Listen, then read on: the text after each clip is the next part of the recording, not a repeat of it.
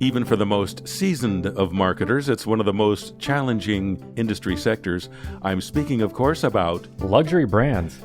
Hello, everyone, and welcome to the Whole Idea Podcast. I'm Greg Oberst. My guest today, you heard the voice of Justin Parnell, Creative Director at DCG ONE and our in-house expert on marketing and designing for luxury brands. Welcome, Justin. Thank you, Greg. It's nice to be here. Yeah, good to have you in the studio, out from your New York digs this week. Yes, it's good to be back on the West Coast. Let's spend a minute or so attempting to explain what we mean by luxury from a marketing perspective. Is there a way to give luxury a universal definition? It's such a fun question because it kind of feels philosophical, not to deter the podcast that direction, because it's a little bit of a... Nope. We like philosophy here. Philosophy's good. Yeah. But I think if you were to poll anybody about what their definition of luxury is, it's going to vary. But I think there is a common theme. But certainly I think if you were to ask somebody about what luxury is, it could be a watch that they earned, they worked hard towards, or was gifted. Maybe it was a luxury experience, vacation that they took. Maybe it's time, maybe it's family. Those are things that people often associate with luxury. But I think what grounds all of those is that it feels rare, it feels exclusive, it feels one of those things that is truly memorable and not replicable. And so I think the term luxury can be open-ended and open for interpretation. And I think a lot of brands have to kind of interpret it that way, because at the end of the day, it's not meant to be open for the mainstream. And that's what makes it unique and special. Luxury is quite subjective. Absolutely. And I think a lot of it is this nice, delicate dance between tradition, sort of heritage, and innovation. And I think all the brands that play in the luxury space have to kind of play into those key principles. I think that, you want to play on your heritage, and I'm certain we can touch on that, but I think a lot of them are having to look at this newer audience, especially this young, affluent audience that have entered the space, and how to be innovative for them to make it a truly special and rare commodity that they get to experience and share with their close ones. Culture, yes. There's another influence in terms of how people feel about luxury brands or what it is. So many influences. So is this attempt to define luxury what makes it so challenging to market then, Justin? Of course. I think you still have to be authentic to yourself. I think any brand's going to face that, whether you're a new brand or you've been around for 100 years. I know we work with a number of clients, especially in travel, that have been around for several decades. But even then, they're trying to figure out how to stay relevant, how to attract and retain. And so there is always this fun experiment as marketers to help them stay fresh and still be true to their brand story. And I think that gets to be part of the design exercise when we get to express their story in a very unique way through both photography, video, but even through copy. And so I think brands more and more today are having to reinvent themselves to attract a newer audience and retain kind of the old school audience that they've been used to for so many years. We talk about understanding your audience in all aspects of marketing. Yep. But it's especially important to study that audience when it comes to luxury brands because of the crazy subjectivity and the wild understanding of what luxury even is to different people. Totally. And I think regardless, again, of what the product is, again, it could be vacations, it could be a watch company. I think at the end of the day, it's still about crafting memories. It's not always just the actual product itself. And I think that's what we were saying at the beginning. I think luxury sets itself apart because it is grounded in a memorable experience, and you really can't replicate that. And I think everyone will always rely on luxury as something that was so special maybe at that one time. You hear the term of once in a lifetime all the time. It's because sometimes luxury is that. It's that one thing that you received or that one experience that you got to be a part of that will never be replicated for you or your guests. Justin, we've established that knowing your audience is foundational for any brand marketing, but especially for luxury brands. What else can you do as a marketer to get your arms around luxury brand marketing? It's great. I think every brand is grounded in, I would say, like 12 key principles to, again, just to invest in their experience, their legacy, and their status symbol. I would say number one that comes to mind is exclusivity. And really it's just catering to a very discerning few, making it feel extra special, feeling rare. I think number two, this might seem obvious, but it's superior quality. It's that zenith of craftsmanship that comes to mind. It's really obviously paying attention to every little detail, no matter how small or nuanced it might be, but it's that precision that makes it feel extra special and not mass produced. The third one is exceptional design. I know it's a little bit more abstract, but I think there is this beauty in the balance of tradition and innovation that needs to come through design, but certainly brands offering a little bit of their legacy, but also pushing the boundaries to make it look even extra special and extra tailored. I want to come back to design eventually because I know that's another area of your expertise, but go ahead. Yeah, and then the fourth one is very, very critical. And I think there's another one that comes to mind after this one, but personalization is so key for luxury. It's really offering something so tailored about your consumers' preferences. And if any brand is in this space, they should know who the audience is, even if they understand that one person that's going to experience it. Because, I think about travel all the time in the luxury space. When you walk into a luxury home or a hotel, they know everything about you. They know maybe the temperature of the room to set it, the music that's going to be playing, maybe the mattress top or the pillow that you prefer. So it's all these little things that need to come through in the experience of luxury. But even in marketing, we can tailor the copy a certain way, a certain tone, or the imagery could change. And I think when you take these extra steps in marketing that way, that's where it feels like we're speaking directly to you and not to the masses. And it's also a good way to drive home this idea of exclusivity that you touched on earlier. 100%. Yeah, getting absolutely. personal.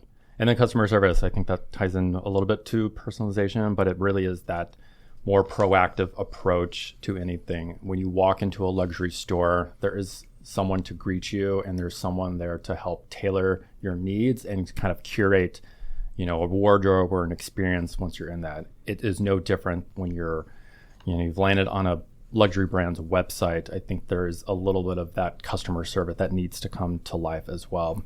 There's a lot of connectivity between these principles I'm hearing. Yeah.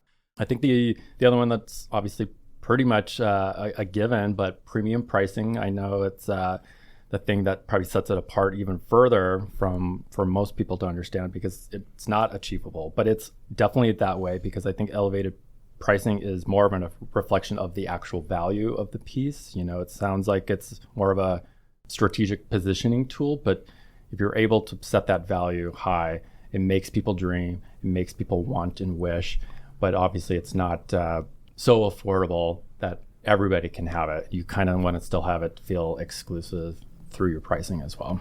Yeah, if it's too low of a price, that kind of breaks the illusion of that elite status. Many of the principles wants. we've just talked about. Absolutely, yeah. And I think we've said this a little bit, but I think the seventh one that comes to mind is heritage and storytelling. We'll definitely want to talk about this when we come in a little bit in the details of design. But I don't care if it's a brand that's been around forever, or if it's just been around for a couple of years. I think it's the story of why you're in the space that matters. You certainly want to associate yourself with the younger audience, and certainly maybe it's the older audience. But I think when you have this compelling story in the space, I think it's important to celebrate that. And it comes through all the little design nuances that come into your product itself. But your heritage and your story is what makes a brand feel luxury. It's not intended to just be a very transactional type experience, and I think it should be celebrated. Okay, I think we're up to number 8 now. Eighth one, I feel like these are a little bit newer in the space, but I think more and more brands are trying to feel a little bit more relevant in their ethical practices and just staying a little bit more committed to sustainability and a healthier planet, all that kind of stuff. So even if it feels like it's a little niche in design, sustainable practices, I feel like have been integrated more and more. And I think you even see this in fashion, especially in the world of fast fashion, I think luxury is starting to even invest more in the quality of materials, just so it is not obviously just going to land in a landfill, within a month or so. Well, you see this principle working its way into brand stories across the board and extending to where products are made and fair labor practices. But, well, let's just say that it's true for luxury brands too, this incorporation of sustainable and ethical practices. Next I think about is experiential marketing has become a little bit more new and relevant, especially now where luxury brands are curating more immersive experiences. And I think this allows their consumer to connect emotionally more in maybe a physical space or just outside maybe of a store experience or anything else. I think you're hearing more and more about brands are becoming lifestyle brands. So it's not just a hotel, maybe there's a fitness angle to it. Is there a fashion angle? Is there a music component? Whatever those tangents they're trying to bring to the consumer. Easy access to the beach. Yeah, absolutely. It's totally that kind of fostering that deeper relationship wherever the consumer goes, whether it's, again, back at home or if they're back at your resort, they're experiencing it all the way through. I hadn't thought about that point before, but I wonder now, is there a product or service that's more experiential than luxury brands? I don't think it's so. It's all about the experience. Yeah, I think that's where you want that 360 kind of experience for them. And that's we always say that in travel, it's, it's not just when they are on a trip with you, it's also when they're planning the next trip or reminiscing about that last trip, because you've integrated so much of that personalization and the customer service part of it. They're already dreaming about that next memorable experience. And so I think that's what luxury is all about. It's not about the watch. It's about wearing the watch. Totally. And I think the next one, it's still modern, but relevant, is your digital presence. A lot of times brands started like everybody else in a physical space or the printed space. And now you really do need that digital footprint, that digital front door to your brand, because not everybody might have access to your product within their city, but they definitely want to experience it as they're shopping online. And so in this era of digital interactions, whether it's on traditional websites or maybe even social media, I think brands really have to curate more of these online experiences that, again, touch on their essence, their heritage, their story, and allowing all their products to tell the story without a lot of fluff or gimmicky. And so I think you definitely have to invest in those angles, but it doesn't mean you have to make it feel like it's open up to the masses. And I think that's the try to feeling a little bit more relevant in the luxury space is not to be so gated anymore, but it really kind of entrusting that few ambassadors can now tell your story in very unique ways. They're able to kind of showcase maybe how does this outfit look in the real world, not just in a studio space. So I think there's something unique where brands are almost now entrusting others to help tell their story. And you're seeing that a lot more, especially in, say, like luxury fashion, but even in hospitality, where they want to showcase influencers, digital creators to experience their space, post it on their own content. So I think the more you're seeing luxury brands go outside of the traditional advertising, it's definitely come through more and more on social media. Yeah. My next one I was kind of thinking about too was cultural sensitivity and inclusion. And I know that ties a little bit back to what we were talking about with ethical practices, but we're really needing to see brands, especially in this luxury space, being a little bit more respectful and understanding about everybody that could experience their product. And you don't want to just kind of alienate one segment, because the more the brands celebrate diversity, the longer they're going to stand out. Yes. And I think the last one is, it's a little bit more on the experiential marketing one, but it's innovative brand experiences. And this is, I always think about some of the images that come to mind for a lot of people about luxury. It's always kind of these stuffy things about like over opulence, like super yachts and stuff. So I think now brands really need to go a little bit beyond old images and really instill a little bit of what, in the digital space, I'm trying to think of like how you could bring a super yacht experience into a digital experience. Is it an AR type experience? So even if you can't afford this super yacht, What is it like to be on board? What is the service? What are the stories? Where do people sleep? How do people eat? I think bringing in technology that way really is the best way to start telling your story. And I think a lot of brands, you'll start to see that now. We've certainly been able to kind of embrace these emerging technologies for luxury brands, because I think AR is like that next portal to allow an invitation into this very high-end society. And so I think it gets people dreaming, and then you can certainly tailor it and you can still make it feel real. But I think there's something unique about what we can now do with a lot of these emerging technologies. Okay, those were a lot of principles. Let me see if I captured all of them here. I'm just going to repeat the 12 luxury principles you just talked about: exclusivity, super quality, exceptional design, personalization. So far, so good? Yep, you're acing it. Premium pricing, customer service, brand heritage and story, ethical and sustainable practices, experiential marketing, digital presence, cultural sensitivity and inclusion, and then finally, innovative brand experiences. Good job. That is a lot to think about for marketers. No wonder it's such a challenging sector. Let's look now at it from a designer's point of view, Justin. What's your process for designing for luxury brand assets and ensuring that your work reflects the ethos of the brand, not to mention incorporating all those principles that we just talked about?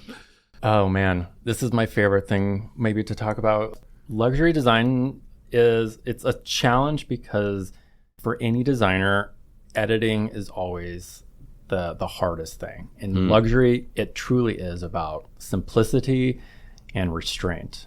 And that is not, it's actually harder than it sounds, because luxury brands, I would say, favor minimalism. It's not to say there's like a maximalist kind of style, but even if you think about maximalism, there's still this restraint within it. And even if it's favoring minimalism, it's not because these brands lack ideas or showcasing something. It's just because true sophistication doesn't need to shout. It's that old cliche that it often sort of whispers. So it's more about doing less. And so it's always that thing when you open up our design documents and trying to figure out what to put on this page, throw it all on the page and then really start to pull back. I don't think there's anything more prevalent about restraint than the practice about negative space or white space. Really, it's the space between design elements. And I think that really is what immediate luxury design looks like. There's a lot of white space, and it's because, as we were talking about, it really allows the product to speak for itself. You don't need a lot on a page that sounds fussy. You don't need a lot of gimmicks. I think it's really just allowing the imagery, the video, maybe it's the select typefaces that need to be on this page to kind of just speak. There's a little bit of this like poetry in simplicity and design. And I love that because it's actually a little bit harder. It's a little bit of a different nuance when we're designing, because a lot of brands obviously have to say a lot or show a lot because it's a complicated product. Luxury isn't always complicated. It really is just showing true craftsmanship. So you don't have to overcomplicate it with a lot of words. So true. I find when I'm writing for luxury brands, the best thing for me to do is get out of the way. And if the quality and the product service is there, I just have to elevate that and let that do the work naturally. Absolutely. Whatever is in the photo or maybe in the video, and maybe it's just a few short words that really just need to get people dreaming and wanting to, explore your product. Justin, you just directed a shoot in New York for an American Express sub-brand. There's a good mini case study, if you will. Yeah, we had this incredible opportunity to work with Centurion. I think a lot of listeners may have heard about the name Centurion. It's often referred to as the black card. It's very elusive and intentionally elusive for ultra high net worth audience. And they've recently opened up a social club, a private social club. And so we were able to kind of bring it to life a little bit more through video. It was actually a video shoot. And it was an interesting medium because when we think about Centurion, they don't really need to advertise. It's an invitation-only experience. It's an invitation-only product. but they do have this space, and there is a lot of competition, particularly in New York, but elsewhere as well, where all these private clubs are popping up everywhere. So how can they stay relevant? And we took that challenge of like, it needs to come through video. It can be posted on social, as we were talking about. It can be on their website. But even card members are trying to figure out the emotional value. What is the space in it for me? And it's all about exquisite dining. It's about exquisite art. It's these memorable experiences, whether it's a pop-up event, bringing in a very highly acclaimed sommelier or chef that comes into this space, or a musician. So they've really curated this entire floor in New York at the One Vanderbilt that is all about every type of interest for their card members. And so through video, we had to bring the space to life, and not just celebrating the details of every space, the dining spaces, the lounge spaces, but it was also educating how card members could use that. So I think that's one medium among many others that I think luxury brands like Centurion are investing a little bit of, opening the gate a little bit to kind of showcase what the lifestyle is like behind the curtain. And American Express, like a lot of luxury brands, it's not so much about transactional goods anymore. It's truly painting a lifestyle brand. The card is sort of in the background at this point, whether it's the Platinum card, but certainly the Centurion card. It's just giving you this access and this comfort to explore and experience things that are so unattainable. It's hard to market a lot of these things, but it really has transformed, I think, of what the heritage of American Express is. But it's really fun to be be huge partners with them to see how they're leaning more as a true lifestyle brand. The experience, one of the principles we keep coming back to.